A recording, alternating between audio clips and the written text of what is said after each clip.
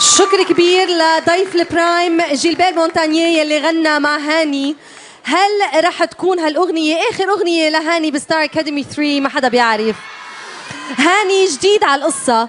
فادي ما لحق ينسى الأسبوع الماضي وقف مع خليفة وحقق نتيجة قوية.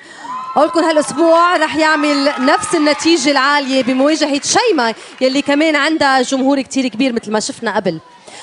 هاني حسين من مصر، فادي أندراوس من فلسطين، أو شيماء هلالي من تونس. هاني، فادي، شيماء بتتفضلوا معي على وسط المسرح.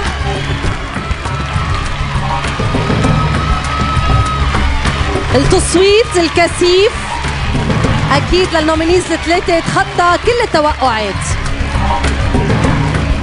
مين من بينهم حصل على أعلى نسبة من الأصوات قبل أسبوع واحد بس من البرايم الأخير؟ مين الاسم الثالث يلي رح ينضم لهناء وجوزيف؟ أكيد الأعصاب مشدودة والحماس أسبوع بعد أسبوع عم بيزيد، وفيكم تتصوروا مشاهدينا الثلاثة قديش حابين يوصلوا للنهائيات الأسبوع القادم. كيف الأعصاب؟ يمكن ارتحتوا شوي هلا لأنه عرفتوا إنه كمان رح تكونوا بالجولة، بقى بترتاحوا شوي، صار ما صار، وبترجعوا بتبلشوا بالشغل عن جديد. ثواني وبتظهر النتيجة على الشاشة، نحن بانتظارها والجمهور كمان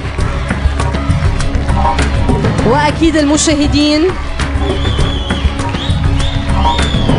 شيماء، فادي وهاني، مين من بين النومينيز الثلاثة رح يبقى معنا للأسبوع الأخير؟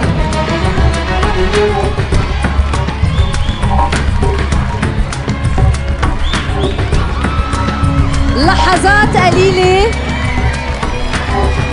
شدوا حالكم.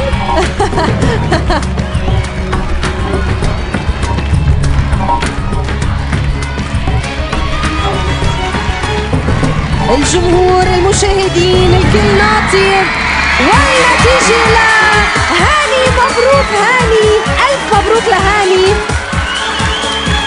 وهيك بغدرنا فادي وشيماء، وبيبقى معنا هاني محصور بثلاثة، هناء وجوزيف وهاني هني اللي رح يبقوا معنا للأسبوع الأخير.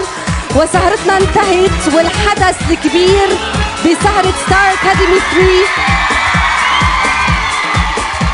بسهرة 7 أبريل الأسبوع القادم. ألف مبروك إذن لهاني. مشاهدينا أكيد الجمعة الجاي لأنه آخر برايم رح يكون عنا ستار، وأكيد السهرة رح تكون بتعقد.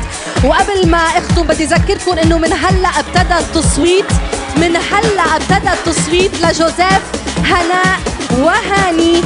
بتمنى تكونوا مضيتوا معنا سهرة حلوة. تصبحوا على خير.